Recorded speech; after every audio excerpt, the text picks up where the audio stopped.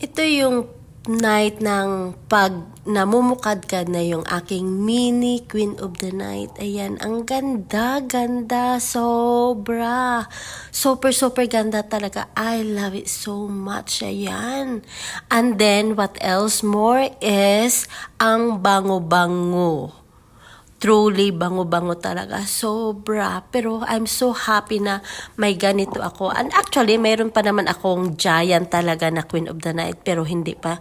Namumulaklak siya pero natanggal siya. Hindi ko naabutan. And then, after the next day, ito na siya. Parang few hours at night lang, kinaumagahan. Ito na yung mukha niya. Wala na.